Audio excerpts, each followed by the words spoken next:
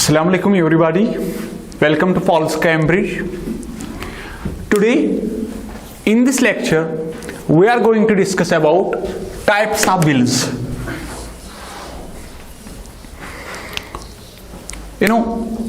As in the previous lecture I have told you that bill is just a proposal of the law. ठीक है, एक resolution बनाया जाता है विच proposes कि कानून क्या होगा, उसमें क्या लिखा होता है, कानून क्या होगा, इसकी क्या इंप्लीकेशंस होगी. ठीक है, जैसे अगर आपको मालूम है व्हेन वी वर, जब हम कॉन्स्टिट्यूशन के रिलेटेड पढ़ते थे मैंने आपको कहा उस वक्त कि पहले कॉन्स्टिट्यूशन का ड्राफ्ट बनाया गया था. ठीक है, ड्राफ्ट. ठीक है, उसके बाद कॉन्स्टिट्यूशन को फिर एनेक्ट किया गया. तो इसी तरीके से पहले कोई भी कानून बनने से पहले उसका बिल बनता है. ठीक है, bill is just A draft of A legislation. ठीक है, it is just A proposal of the legislation. तो जब ये बिल पास होती है, ठीक है, when it goes through this legislative procedure, ठीक है, एक हाउस में पास होती है, दूसरे हाउस में पास होती है, फाइनली प्रेसिडेंट जब इसको असेंट देता है या अपना साइन करता है तो फाइनली ए बिल बिकम्स एक्ट. ठीक है, बिल बिकम्स लॉ. तो पहले आप यहां देखिए, from the perspective of who introduces the bill, particular house में कौन बिल को इंट्रोड्यूस कर रहा है, फ्रॉम दैट पर्सपेक्टिव, उस लिहाज से बिल्स की दो किस्में हैं. एक है गवर्नमेंट बिल, दूसरी है प्राइवेट मेंबर्स बिल. हाँ, किसी भी पर्टिकुलर हाउस में कौन बिल को इंट्रोड्यूस कर रहा है, from that perspective bill is are of two types. एक गवर्नमेंट बिल, दूसरी private members bill. Government bill का दूसरा नाम है पब्लिक बिल और प्राइवेट मेंबर्स बिल को हम कह सकते हैं प्राइवेट बिल. ठीक है,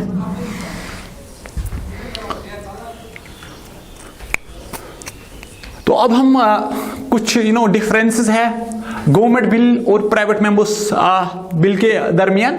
फॉर एग्जांपल मैंने आपको ऑलरेडी कहा कि गवर्नमेंट बिल को एक मिनिस्टर इंट्रोड्यूस करता है, वेदर इन लोकसभा और इन राज्यसभा. ठीक है, वो बनती है गवर्नमेंट बिल. और ऐसा मेंबर ऑफ द पार्लियामेंट जो मिनिस्टर नहीं होगा जब वो कोई बिल इंट्रोड्यूस करेगा, that is private members bill. ठीक है, और मोस्टली प्राइवेट मेंबर्स बिल जो होती है ये इसको अपोजिशन पार्टीज इंट्रोड्यूस करती है.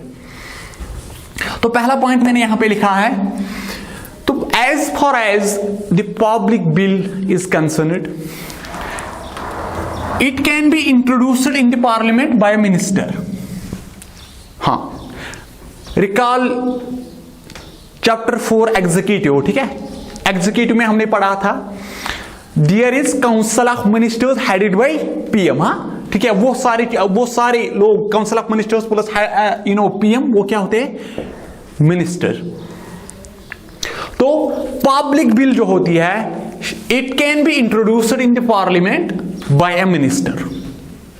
When I say in a parliament, it means in either of the house or either Lok Sabha or Rajya Sabha. ठीक है, लेकिन पब्लिक बिल को कौन करेगा इंट्रोड्यूस इन लोकसभा राज्य सभा, मिनिस्टर. अगर आप देखोगे private bill is introduced by a non minister.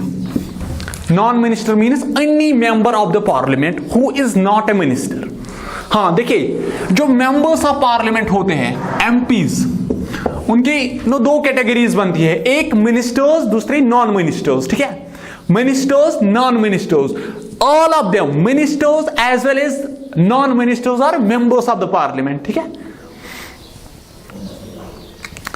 तो यहां पे पहला पॉइंट यह है कि पब्लिक बिल को लोकसभा या राज्यसभा में इंट्रोड्यूस करेगा मिनिस्टर, और प्राइवेट बिल को any member of the parliament who is not minister. When I से हु इज नॉट मिनिस्टर, इसका मतलब है कि जो रूलिंग पार्टी से नहीं होगा या जो काउंसिल ऑफ मिनिस्टर्स का मेंबर नहीं होगा. ठीक है, और ये जो प्राइवेट बिल्स आती है ये मेनली अपोजिशन पार्टीज इंट्रोड्यूस करती है. दूसरा पॉइंट, पब्लिक बिल और government bill reflects policies of the government. हाँ, कोई भी बिल जब आती है, किसी भी बिल को जब इंट्रोड्यूस किया जाता है, तो that basically reflects policy of the government, what government intends to do. ठीक है, गवर्नमेंट क्या करना चाहती है। तो इसी तरीके से अगर हम देखेंगे private bill reflects stand of opposition. Whenever any member of the parliament who is not a minister, अगर वो कोई बिल इंट्रोड्यूस करेगा पार्लियामेंट में, तो that reflect stand of the opposition. उससे ये पता चलता है कि अपोजिशन के क्या ख्यालात है। ठीक है, अपोजिशन के क्या इंटेंशंस है। जो पब्लिक बिल होती है it has greater chances to be approved. Public bill को दोनों हाउसेज में पास होने के ग्रेटर चांसेस होते हैं। ठीक है, क्यों? पब्लिक बिल को इंट्रोड्यूस कौन करता है? मिनिस्टर। मिनिस्टर किसका होता है? गवर्नमेंट का। ठीक है, तो और गवर्नमेंट किसकी होती है? मेजॉरिटी पार्टी की। तो लोकसभा में भी उनकी पार्लियामेंट में भी फिर उनकी मेजॉरिटी होती है। तो तभी जो कि पब्लिक बिल होती है it has greater chances of getting approved. ठीक है, क्योंकि ऑलरेडी कैबिनेट ने इसके रिलेटेड फैसला लिया होता है। तो जो भी उस पर्टिकुलर पार्टी या उस रूलिंग पार्टी के मेंबर्स होंगे, they have to stand by it. ठीक है, they have to stand by it, they have to give their consent. ठीक है, दे हैव टू डिफेंड। जब हमने पढ़ा कि काउंसिल ऑफ मिनिस्टर्स की जो रेस्पॉन्सिबिलिटी होती है या वहां पे कैबिनेट सॉलिडारिटी होती है, अगर कोई मिनिस्टर, ठीक है, जो काउंसिल ऑफ मिनिस्टर्स का मेंबर होगा, अगर वो approve if he has any disagreement with a particular bill introduced by minister, ठीक है, तो वहां पे उसको क्या करना होगा? आइदर उसको डायरेक्ट कंसेंट देनी होगी या उसको रिजाइन करना पड़ेगा। ठीक है, आप देखिए in case of Arif Mohammad Khan, आप देखिए in case of doctor B R Ambedkar. ठीक है, they both resigned because they were having disagreement with the cabinet decision. ठीक है, they were having disagreement with the public bill or with the government bill introduced by their own ministers. तो ये जो private bill होती है इसकी lesser chances to be approved, क्योंकि जो प्राइवेट बिल है इसको कौन लाता है यहां पे, इंट्रोड्यूस कौन कराता है पार्लियामेंट में? Private member. ठीक है, या जिसे हम कहते हैं नॉन मिनिस्टर, ऐसा कोई मेंबर जिसकी पार्टी की गवर्नमेंट नहीं होती है। तो when you do not have government in the parliament, so that means you lack the majority, you lack the magic numbers. तो जब आप कोई बिल इंट्रोड्यूस करोगे तो it has lesser chances of getting approved because you do not have you do not have magic numbers. आपके पास strength नहीं है जो चाहिए पर्टिकुलर बिल को पास होने के लिए। तो चौथा पॉइंट जो है, अगर गवर्नमेंट बिल रिजेक्ट हुई है तो इसके पॉलिटिकल इंप्लीकेशंस है। पॉलिटिकल इंप्लीकेशंस यहां पे क्या, पॉलिटिकल इंप्लीकेशंस से यहां पे क्या मुराद है? यहां पे पॉलिटिकल इंप्लीकेशंस से मुराद यह है कि it raises question on Lok Sabha's confidence over the executive. ठीक है, it may lead to no confidence motion. ठीक है, सो अगर पब्लिक बिल या गवर्नमेंट बिल रिजेक्ट हुई है तो इसके पॉलिटिकल इंप्लीकेशंस होते हैं। पॉलिटिकल इंप्लीकेशंस का यहां पे मुराद यह है कि it raises questions on parliamentary confidence over the government. तो अगर प्राइवेट मेंबर्स बिल हमने ऑलरेडी पढ़ा कि it has lesser chances of getting approved and if it is rejected so there are no political implications. ठीक है, और in most of the cases ये जो प्राइवेट मेंबर्स बिल होती है इट इज रिजेक्टेड। ठीक है, it is rejected in the full stance. ठीक है, बिकॉज गवर्नमेंट को जो करना होगा गवर्नमेंट खुद वो बिल ले आ सकती है। तो they do not need any hue or any kill from the private members. ठीक है, तो दिस वाज ऑल अबाउट। तो ये जो बिल्स की दो किस्में हैं, गवर्नमेंट बिल और प्राइवेट मेंबर्स बिल, ये है from the perspective of who introduces a bill, ठीक है, हु इंट्रोड्यूसेस अ बिल। और जो कंटेंट बेस्ड, ठीक है, मतलब कोई बिल अगर होगी, मिसल फॉर एग्जांपल कॉन्स्टिट्यूशन को अमेंड करना होगा, उसको हम कहेंगे कॉन्स्टिट्यूशन अमेंडमेंट बिल, या मनी के रिलेटेड होगी, टैक्सेशन के रिलेटेड, उसको हम कहेंगे मनी बिल, या कोई बिल फॉर एग्जांपल होगी ट्रैफिक रूल्स को चेंज करना है, ठीक है, या फॉर एग्जांपल सेक्सुअल अब्यूज के रिलेटेड कोई बिल लानी होगी, तो उसको हम कहेंगे ordinary. That is on the basis of content, that is the classification on the basis of content. लेकिन यहां पे मैं जो कह रहा हूं, गवर्नमेंट बिल और प्राइवेट मेंबर्स बिल, या पब्लिक बिल या और private bill, it is from the perspective of who introduces the bill in the Parliament, ठीक है। ये अगर मिनिस्टर ने इंट्रोड्यूस किया तो ये बन गई है पब्लिक बिल या गवर्नमेंट बिल। अगर नॉन मिनिस्टर का मतलब any member of the Parliament, ठीक है, any member of the parliament who is not a minister, जो मिनिस्टर नहीं होगा, तो अगर उन्होंने लाई है बिल तो वो बन गई है प्राइवेट बिल, ठीक है। सो यहां पे आपको याद रखना कि ये क्लासिफिकेशन जो है, this classification is from the perspective of who introduce the bill.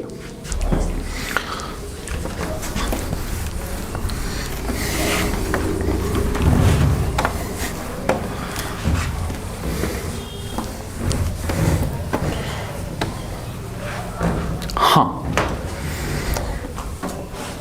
अब है जो बिल्स पार्लियामेंट में लाई जाती है, they can be classified into 4 categories, ठीक है। बट ये जो क्लासिफिकेशन है ये कंटेंट बेस्ड क्लासिफिकेशन है, ठीक है। फॉर एग्जांपल अगर कोई bill constitution, if a bill seeks to amend a constitution, तो वो बनेगी कॉन्स्टिट्यूशन अमेंडमेंट बिल। अगर कोई बिल है फाइनेंशियल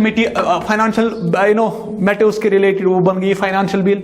अगर कोई बिल है money bill which is dealt under article 110, तो वो बन गई मनी बिल। अगर कोई बिल जो which is not concerned about the financial matters, ठीक है, which is not related to the financial matters, वो बन गई ऑर्डिनरी बिल, ठीक है। तो ये जो क्लासिफिकेशन है, this classification is content based, ठीक है, कि कोई किसी particular bill, what a particular bill seeks to do.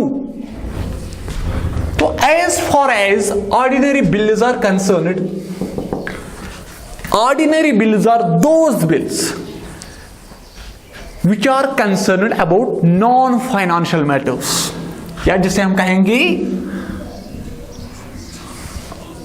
ठीक है, नॉन फाइनेंशियल मैटर्स।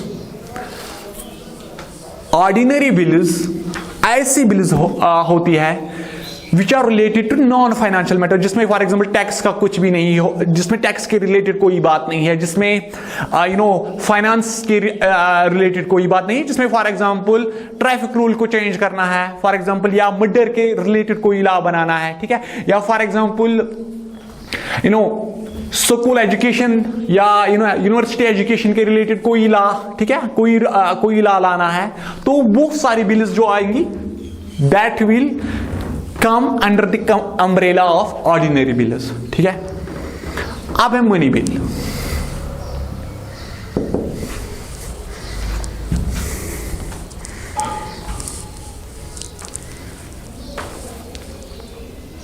हाँ,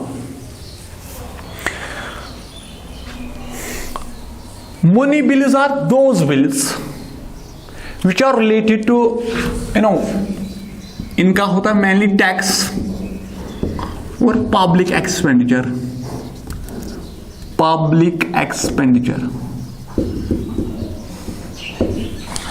and जो money bills है, कॉन्स्टिट्यूशन में एक आर्टिकल है which is article 110,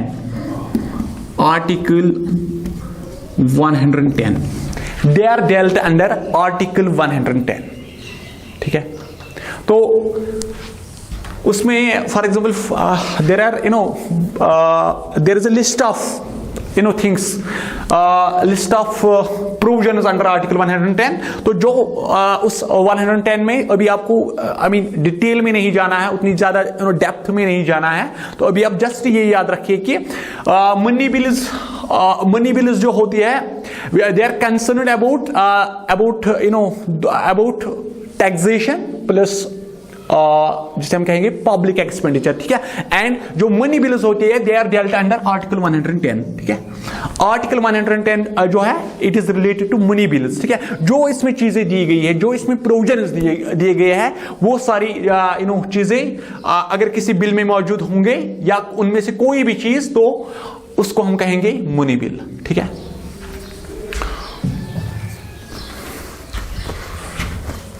तो यहां पे एक ये बेसिकली उसके कंटेक्स्ट में था, गवर्नमेंट बिल और प्राइवेट बिल, ठीक है।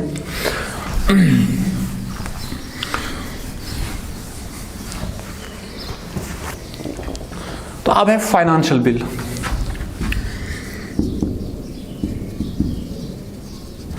हाँ, फाइनेंशियल बिल देखिए, असल में जो फाइनेंशियल बिल्स है दे आर ऑफ 3 टाइप्स, ठीक है। एक से फाइनेंशियल बिल्स और 3 टाइप्स।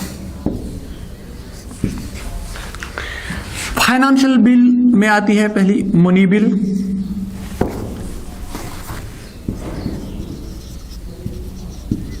दूसरा फाइनेंशियल बिल,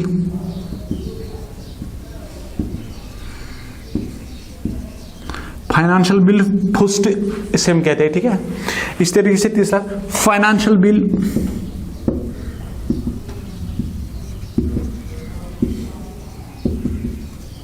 सेकंड। अब आपका कंफ्यूजन होगा कि सर आपने मनी बिल पढ़ा है, ठीक है। तो हाँ बिल्कुल पढ़ा है। देखिए मसला क्या है, अगर आपने वेन डायग्राम्स मैथमेटिक्स में पढ़े हैं या हाँ, तो हाँ जब हमने राइट्स डिस्कस किए थे, तो राइट्स में जो सबसे कोर, अगर हम राइट्स को if we try to present rights through Venn diagram, तो ये होंगे फंडामेंटल राइट्स, ये होंगे कॉन्स्टिट्यूशनल राइट्स, ये होंगे लीगल राइट्स और ये होंगे ह्यूमन राइट्स। हाँ, फंडामेंटल राइट्स, कॉन्स्टिट्यूशनल राइट्स, उसके बाद this circle represents legal rights और ये ह्यूमन राइट्स। यहां पे आप फिर से देखिए ये जो पहला सर्कल है ये वाला, इट रिप्रेजेंट्स फंडामेंटल राइट्स। दूसरा जो सर्कल है it represents constitutional rights. Third circle represents legal rights and fourth circle represents human rights. अब यहां पे इस वेन डायग्राम का ये मतलब है all fundamental rights are constitutional rights but all constitutional rights are not fundamental rights, ठीक है। फॉर एग्जांपल आपको कॉन्स्टिट्यूशन में बहुत सारे राइट्स है, ठीक है। इफ यू रिकॉल, तो जो आर्टिकल्स कवर होते हैं फ्रॉम 14 to 32, वो सारे क्या है आपके फंडामेंटल राइट्स है। लेकिन आप बात कीजिए 300A, वो क्या है लीगल राइट है, ठीक है। सो इट मीन्स कि all fundamental rights are constitutional rights and all constitutional rights are not fundamental rights, ठीक है। उसमें लीगल राइट हो सकते हैं कुछ, जैसे आर्टिकल 14 to 32 वो है आपके फंडामेंटल राइट लेकिन है कॉन्स्टिट्यूशनल, ठीक है। इसी तरीके से आप देखिए 300A राइट टू प्रॉपर्टी, ठीक है, तो वो है आपका लीगल राइट। तो इसी तरीके से जो मनी बिल है ना, मनी बिल MB में यहां पे लिखता हूं,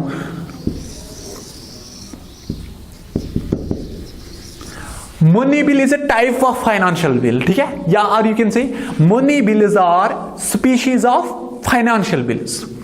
तो फाइनेंशियल बिल्स को हम अब हमने 3 कैटेगरीज में डिवाइड किया है। एक money bills, financial bill first, financial bill second. और मनी बिल को शाबाश किस आर्टिकल में डील किया जाता है? आर्टिकल 110, ठीक है, article 110 in part 5 of the constitution. Financial bill को आर्टिकल 117 और फाइनेंशियल बिल सेकंड को भी आर्टिकल 117 के अंदर, ठीक है।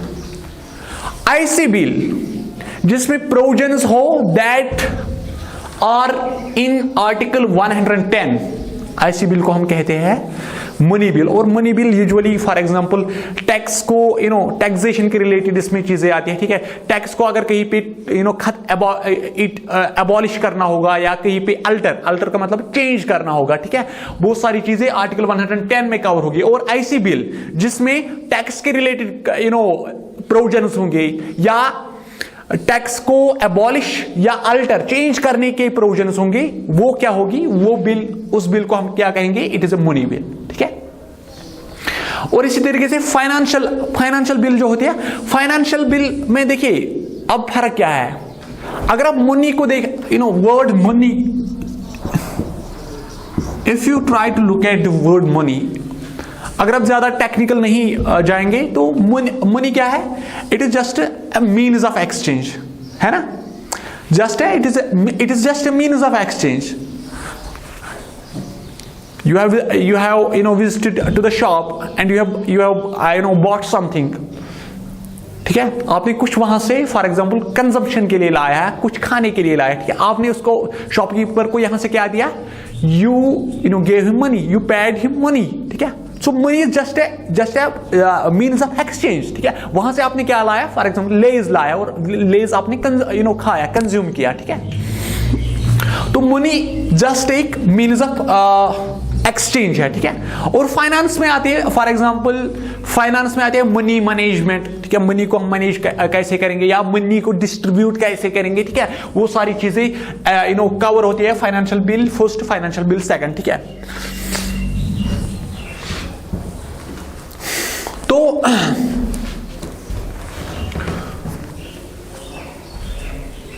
अब आप बेसिकली हायर स्टडीज में जब आप जाओगे कॉलेज लेवल पे, तो मनी बिल, फाइनेंशियल बिल का सेपरेटली जो इनकी डेप्थ में आप जाओगे, ठीक है। लेकिन अभी आपको फॉर द टाइम बीइंग और एज पर योर सिलेबस, ठीक है, आपको भी उतना डीप उतनी डेप्थ में नहीं जाना है, because you will get confused अभी, ठीक है। तो money bills are those bills which are dealt under article 110 और फाइनेंशियल बिल्स फर्स्ट और सेकंड किस में डील की गई है? आर्टिकल 117 और फाइनेंशियल बिल सेकंड, ठीक है, ये भी आर्टिकल 117 में, ठीक है। ये क्लास फर्स्ट में ये और ये क्लास थर्ड में।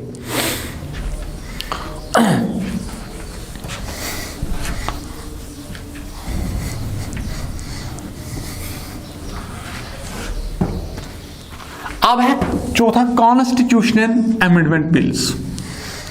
हाँ बेटा, Constitution amendment bills are those bills which seek to change the constitution. Change in the sense, for example, हमें amend करना होगा constitution में. We may have to, at times we delete any provision of the constitution, or at times क्या होता है कि we add something in the constitution, ठीक है. तो IC bill, a bill which seeks to change the constitution, ऐसी bill जिसमें क्या प्रोविजंस होंगे? टू चेंज द कॉन्स्टिट्यूशन, ठीक है, to change for example to delete any provision from the constitution, ठीक है, या जिसे हम कहते हैं to abrogate anything from the constitution, या जिसे हम कह सकते हैं कि टू ऐड, ठीक है, कभी कभार ऐड भी किया जाता है, ठीक है। तो ऐसी बिल को हम क्या कहते हैं? Constitution amendment bill. अगर आपको मालूम होगा लास्ट ईयर 2020 में 19 में भी प्रोटेस्ट्स चल रहे थे दिल्ली में, ठीक है, और in many parts of the India. तो वो प्रोटेस्ट्स क्यों हो रहे थे? देखिए, गवर्नमेंट ने एक बिल लाई थी, उसको हम कहते हैं cab, citizenship amendment bill, citizenship amendment bill. और यही जब बिल ये पास होगी, ये क्या बना? शाबाश, बिल जब पास होती है पास का मतलब जब इसको प्रेसिडेंट दोनों हाउसेस पास करते हैं प्लस प्रेसिडेंट अपना एसेंट देता है तो ये बिल क्या बन गया, एक्ट, ठीक है। और ये बन गया फिर सिटीजनशिप अमेंडमेंट एक्ट। देखिए यहां पे सिटीजनशिप के रूल्स को चेंज करना था, ठीक है। तो सिटीजनशिप की जो पार्ट सेकंड है, part second deals with, part second of the Indian constitution deals with citizenship, जो कि आर्टिकल कवर करता है आर्टिकल 6 to 11 है ना, 5 to 11।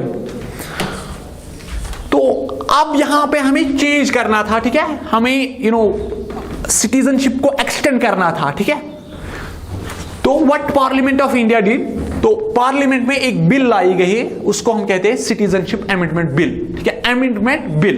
क्योंकि यहां पे हमें यहां पे पार्लियामेंट क्या करना चाहती थी, parliament sought to change the rules of citizenship, ठीक है। यहां पे फॉर एग्जांपल पाकिस्तानी जो नॉन मुस्लिम्स थे या बांग्लादेशी और अफगानिस्तान में जो नॉन मुस्लिम्स थे उनको सिटीजनशिप देनी थी। तो यहां पे क्या किया गया है, यहां पे कॉन्स्टिट्यूशन को चेंज करना था। तो ऐसी bill which seeks to change the constitution, which seeks to change any provision of the constitution, ऐसी बिल को हम क्या कहते हैं, कॉन्स्टिट्यूशन अमेंडमेंट बिल। और जैसे केब लाई गई थी 2019 में सिटीजनशिप अमेंडमेंट बिल, ठीक है, और ये जब पास हो गई है 2020 में, इसको ये फिर once a bill is passed, ठीक है, once a bill receives the assent of the president, तो ये बिल क्या बन गई है, एक्ट, सिटीजनशिप अमेंडमेंट एक्ट, ठीक है। तो ये जो फोरफोल्ड क्लासिफिकेशन ऑफ बिल्स है, ये है कंटेंट बेस्ड, ठीक है। कोई बिल किस बिल के क्या प्रोविजंस है, ठीक है। अगर ऐसी कोई बिल है which is related to tax, which is related to for example public expenditure, और which is related to anything which is mentioned in article 110, उसको हम क्या कहेंगे, मनी बिल, ठीक है। और ऐसी बिल जिसमें फाइनेंस मैटर्स होंगे या financial bill which is related to the financial matters and which is dealt under article 117, उसको हम क्या कहेंगे, फाइनेंशियल बिल, ठीक है। और सिटीजनशिप अमेंडमेंट बिल में क्या होता है कि कॉन्स्टिट्यूशन अमेंडमेंट बिल में क्या होता है कि कॉन्स्टिट्यूशन में कोई चीज एब्रोगेट करनी होगी या कोई चीज ऐड करनी होगी, तो ऐसे बिल को हम क्या कहेंगे, कॉन्स्टिट्यूशन अमेंडमेंट बिल, ठीक है। जैसे कि बहुत सारे कॉन्स्टिट्यूशन अमेंडमेंट, फॉर एग्जांपल अगर आपको मालूम है जो कि 42nd कॉन्स्टिट्यूशनल अमेंडमेंट है, ठीक है, उसके लिए भी पहले बिल लाई गई थी, ठीक है, क्योंकि कॉन्स्टिट्यूशन को चेंज करना था। और इसी तरीके से ऑर्डिनरी बिल जो है, ordinary bills are those bills which are concerned about non financial matters, ठीक है। फॉर एग्जांपल ट्रैफिक के रिलेटेड कोई लॉ पास करना होगा, या फॉर एग्जांपल स्कूल एजुकेशन के रिलेटेड कोई लॉ पास करना होगा, या any other matter, any non financial matter, ठीक है। ऐसी बिल को हम क्या कहेंगे, ऑर्डिनरी बिल। तो और आपको यहां पे एक चीज याद रखना है जो कि मनी और फाइनेंशियल बिल के रिलेटेड है। अब आपने जो वेन डायग्राम मैंने यहां पे बनाया है, मनी बिल, फाइनेंशियल बिल, तो मैंने आपको कहा money bill is a type of financial bill, और you can say money bill is a species of financial bill, ठीक है। तो यहां से और एक चीज निकलता है, we can say all money bills are financial bills, ठीक है बेटा, all money bills are financial bills, but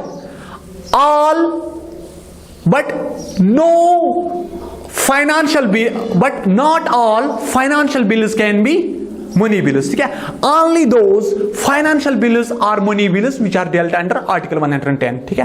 तो ये जो यहां पे मैंने वेन डायग्राम बनाया है, ठीक है, तो इससे देखिए फाइनेंशियल बिल, ठीक है, लार्जर सर्कल जो है इट रिप्रेजेंट्स फाइनेंशियल बिल, और जो स्मॉलर सर्कल है इट रिप्रेजेंट्स मनी बिल। तो यहां से क्या पता चलता है कि जो सारी मनी बिल्स होती है दे आर फाइनेंशियल बिल्स, ठीक है। और इसका मतलब यह है कि not all financial bills are money bills, और what sort of financial bills are money bills?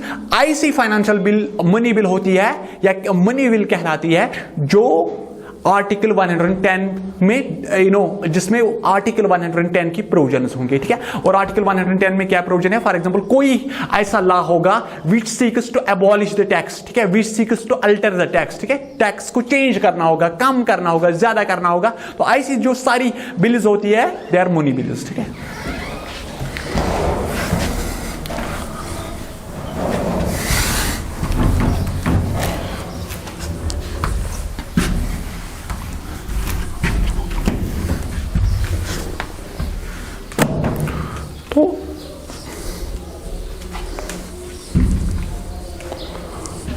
तो अब हम डिफरेंस देखेंगे एक ऑर्डिनरी बिल के दरमियान और एक मनी बिल के दरमियान, ठीक है।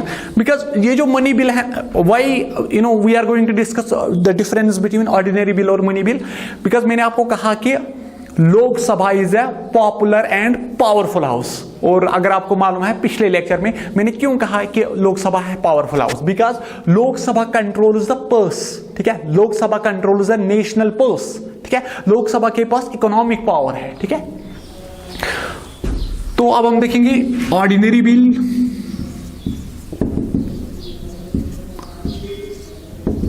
ऑर्डिनरी बिल और मनी बिल, मनी बिल के दरमियान फर्क। हाँ, ऑर्डिनरी बिल जो है, ordinary bill can be introduced in either of the houses of the Parliament, ठीक है। सो कैन बी इंट्रोड्यूस्ड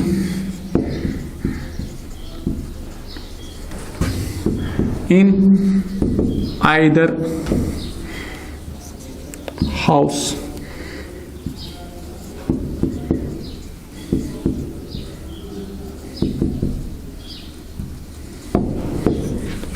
हाँ, जो ऑर्डिनरी बिल होती है इसको लोकसभा में भी इंट्रोड्यूस किया जा सकता है, या मनी बिल या राज्यसभा में भी इंट्रोड्यूस किया जा सकता है।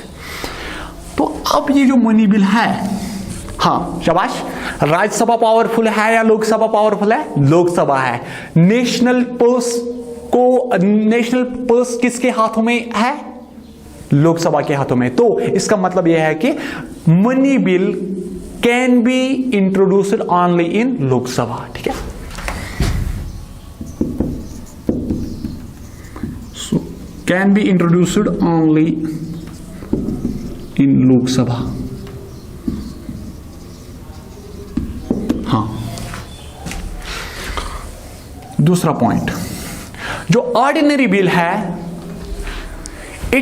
इसको किसी भी हाउस में या कोई मिनिस्टर इंट्रोड्यूस करेगा और एनी प्राइवेट मेंबर, ठीक है, और any member of the Parliament, ठीक है।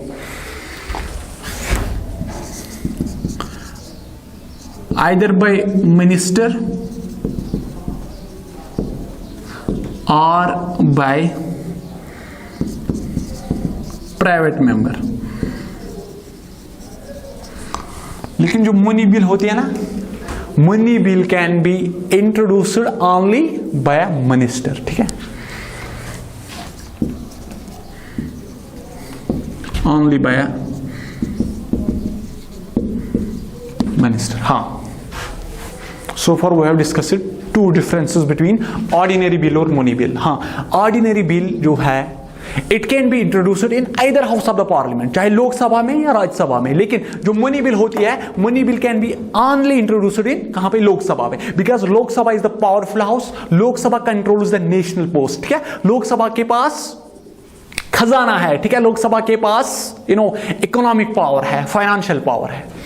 तो जो ऑर्डिनरी बिल है, दूसरा पॉइंट, जो ऑर्डिनरी बिल है इसको किसी भी हाउस में या कोई मिनिस्टर प्रेजेंट करेगा, इंट्रोड्यूस करेगा, या कोई अन्य प्राइवेट मेंबर, ठीक है, जो मिनिस्टर नहीं होगा।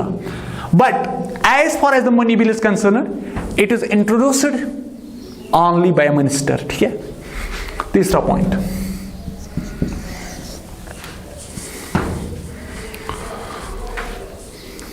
ऑर्डिनरी बिल जो है it can be either rejected और अप्रूव्ड, ठीक है, बाय द राज्यसभा, ठीक है, या Rajya Sabha can amend the ordinary bill, ठीक है. सो वी कैन राइट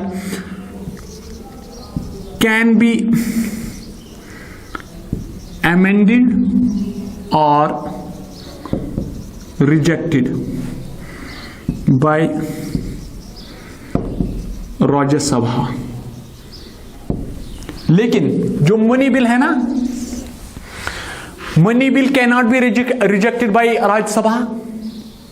हाँ, राज्यसभा के propose amendments, but those proposal amendments और दो suggestions are not binding on the Lok Sabha, ठीक है. लोकसभा को दिल करे तो they can take them into consideration, नहीं करेगा तो दे कैन लीव देम, ठीक है. तो वी कैन कंक्लूड दैट जो मनी बिल है it can not be rejected by Rajya Sabha, ठीक है.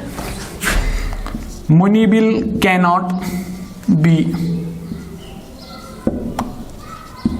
रिजेक्टेड बाय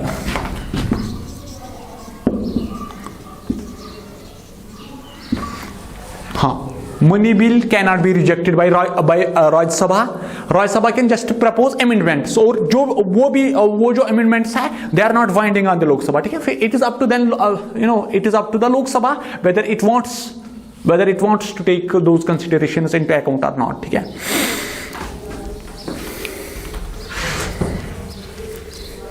चौथा पॉइंट, ऑर्डिनरी बिल जो है it can be detained by the Rajya Sabha for maximum 6 months.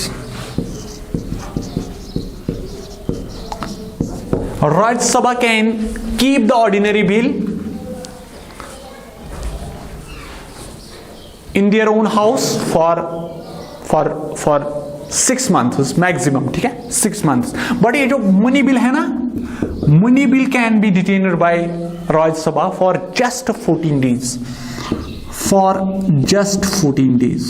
हाँ, विद इन 14 days उनको ये बिल आइदर अप्रूव या अप्रूव करनी होगी, या कुछ अमेंडमेंट्स प्रपोज करने होंगे, ठीक है, विद इन 14 days, ठीक है. एंड देन फिर वो लोकसभा के पास ऐसा पावर है कि whether they want to adhere to those proposed amendments or not, ठीक है. और अगर 14 दिन विद इन 14 days, अगर 14 दिन में ये बिल राज्यसभा से वापस नहीं आई है लोकसभा, तो it will be deemed to be passed by Rajya Sabha, ठीक है. तो या इतना as far as money bill is concern, इतना एज है लोकसभा को, इतनी ज्यादा पावर्स है लोकसभा को. पांचवा पॉइंट, हमारी कॉन्स्टिट्यूशन में एक प्रोविजन है, in case there is disagreement, ठीक है, on a particular issue between the two houses, ठीक है. लोकसभा कहता है नहीं ऐसा होना चाहिए, राज्यसभा कहता है नहीं ऐसा होना चाहिए. तो अब हो गया ना, अब है ना डिसएग्रीमेंट. तो in case of the deadlock due to the disagreement, तो वहां पे क्या होता है, ज्वाइंट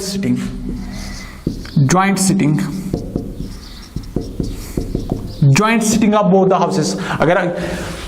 अगर आपको मालूम है, पिछले लेक्चर्स में हमने पढ़ा कि joint sitting of the parliament is presided bye, शाबाश, कौन उसको प्रिसाइड करता है. अक्सर कॉम्पिटिटिव एग्जाम्स में ये पूछा जाता है, who among the following presides over the joint session of parliament. तो ज्वाइंट सेशन जब भी होता है तो उसको प्रिसाइड करता है स्पीकर ऑफ द लोकसभा, ठीक है. हमेशा याद रखना, speaker of the Lok Sabha presides over the joint session of A parliament, ठीक है. तो जब ये ज्वाइंट सिटिंग होती है, ज्वाइंट सेशन होता है, तो इसमें चीजें डिस्कस की जाती है और फाइनली बिल को पास किया जाता है by the majority of the people, majority of the members present and voting, ठीक है, जो वहां पे उस वक्त होंगे और जो वोट अपनी वोट का उस वक्त इस्तेमाल करेंगे, उन्हीं की मेजॉरिटी से. तो देखिए यहां पे भी लोकसभा को ही एज है ज्वाइंट सिटिंग में भी, क्योंकि लोकसभा का स्ट्रेंथ जो है, न्यूमेरिकल स्ट्रेंथ वो ज्यादा है as compare to Rajya Sabha. Rajya Sabha है जस्ट 245 मेंबर्स, लोकसभा के कितने हैं 545। तो लोकसभा को जो स्टैंड होगा, लोकसभा का जो स्टैंड होगा that will get the edge, ठीक है, उसी को ज्यादा यहां पे प्रेफरेंस मिलेगी। और in case of money bill there is no chance of disagreement, ठीक है, आप डिसएग्री कर ही नहीं सकते। इन केस यू डिसएग्री, आपको you have to propose those amendments, और आपको वो बिल विद इन 14 डेज वापस करनी है। अगर आप नहीं करोगे तो that bill would be considered passed by the Rajya Sabha, ठीक है। आप देखिए यहां पे कितना पावर है लोकसभा के पास। कंसिडर कीजिए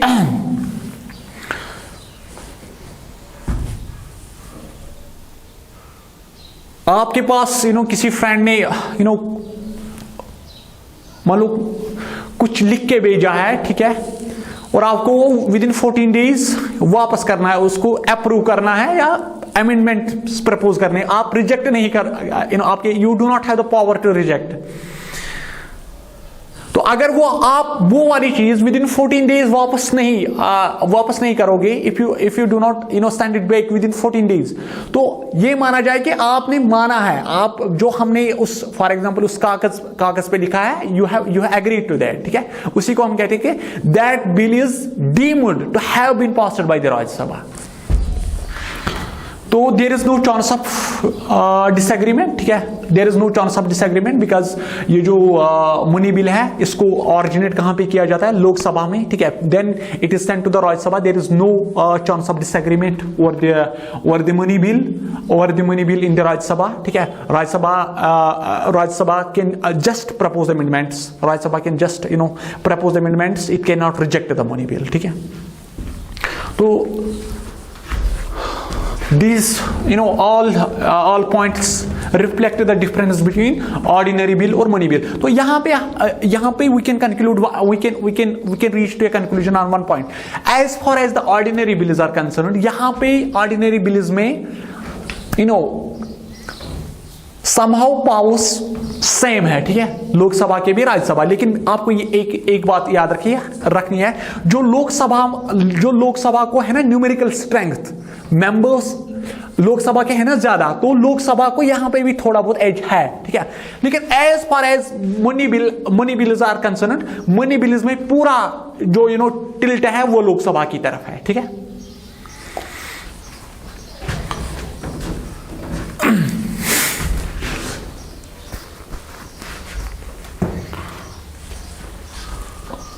तो before we conclude, let's have a brief relook what we have done so far। आज हमने टाइप्स ऑफ बिल्स पढ़ी है, टाइप्स ऑफ बिल्स, और टाइप्स ऑफ बिल्स में हमने पहली जो क्लासिफिकेशन पढ़ी है वो पढ़ी है from the perspective of who introduce the bill, ठीक है। बिल को मिनिस्टर अगर इंट्रोड्यूस करेगा तो वो बन गई पब्लिक या गवर्नमेंट बिल। अगर बिल को नॉन मिनिस्टर या जिसे हम कहेंगे प्राइवेट मेंबर इंट्रोड्यूस करेगा वो बनेगी शाबाश प्राइवेट मेंबर्स बिल, या जिसे हम कहेंगे प्राइवेट बिल, ठीक है। और फिर हमने जो क्लासिफिकेशन पढ़ी है from the perspective of content, ठीक है। कंटेंट इन द सेंस कि अगर कोई ऐसी बिल है जिसमें फाइनेंस के रिलेटेड कोई मैटर नहीं है, वो बन गई ordinary bill. For example traffic law को चेंज करना है, ठीक है, या स्कूल एजुकेशन सिस्टम को के रिलेटेड कोई लॉ है, दैट इज ऑर्डिनरी बिल, ठीक है। और देन उस वाली कैटेगरी में हमने पढ़ा दूसरा पॉइंट मनी बिल्स, ठीक है। और मनी बिल्स को मैंने आपको कहा कि money bills seek to abolish the tax, alter the tax, ठीक है। और this money bills are dealt under article 110। और फिर हमने पढ़ी है फाइनेंशियल बिल्स, ठीक है। और मैंने आपको कहा कि all money bills are financial bills but not all financial bills are money bills, ठीक है। खाली ऐसी फाइनेंशियल बिल्स मनी बिल्स है जो डेल्ट की जो डील कर रही है आर्टिकल 110 से, ठीक है। और देन फाइनेंशियल बिल के financial bill first, financial bill second, they are dealt under article 107, 117। और देन कॉन्स्टिट्यूशन अमेंडमेंट बिल्स, ठीक है। अगर हमें देखिए 1950s में हमने कॉन्स्टिट्यूशन बनाया, ठीक है। With the changing circumstances we have to change the constitution, ठीक है। तो अगर कोई ऐसी bill which seeks to change the constitution, we seek to delete or add anything in the constitution, वो हमें ऐसी बिल को हम क्या कहते हैं, ऐसी बिल को हम कहते हैं constitution amendment bill. For example मैंने जो आपको कहा कि जब सिटीजनशिप के प्रोसीजर्स रूल्स को चेंज करना था तो पार्लियामेंट इंट्रोड्यूस्ड शाबाश constitution amendment, sorry citizenship amendment bill, ठीक है, सिटीजनशिप अमेंडमेंट बिल। और once that bill was passed वो क्या बन गई, सिटीजनशिप अमेंडमेंट एक्ट, ठीक है। और देन ऑर्डिनरी बिल और मनी बिल में हमने डिफरेंस पढ़ी है। और इससे मेनली रिफ्लेक्ट क्या होता है, इससे जो डिस्पैरिटीज ऑफ पावर है बिटवीन लोकसभा और राज्यसभा में। As far as ordinary bills are concerned, ordinary bills में both the houses have same powers, but Lok Sabha has numerical edge, Lok Sabha के पास न्यूमेरिकल स्ट्रेंथ ज्यादा है, ठीक है, एज कंपेयर टू राज्यसभा। तो that edge, that numerical strength gives more power here to the Lok Sabha. और money bills में मैंने आपको कहा the tilt is towards Lok Sabha, ठीक है, and Rajya Sabha is just I would say Rajya Sabha है just a symbolic role in money bills, ठीक है। तो अगर आपको आज के लेक्चर में कोई भी कहीं पे कोई भी कंफ्यूजन है, डाउट है, ठीक है, या कोई क्वेश्चन है, you can write to us in the comment section. Thank you so much.